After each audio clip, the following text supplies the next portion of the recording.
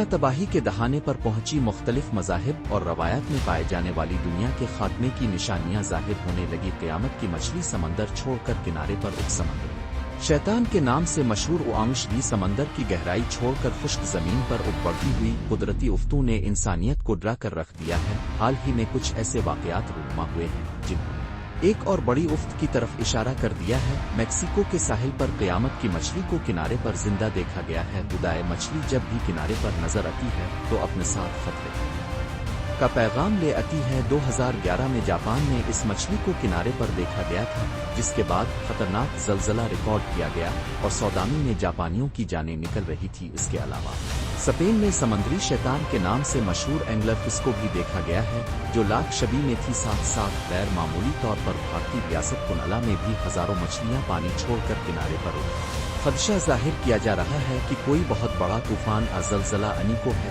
جس کے باعث سمندر کی مخلوق نے خشک زمین کا رخ کرنا شروع کر دیا۔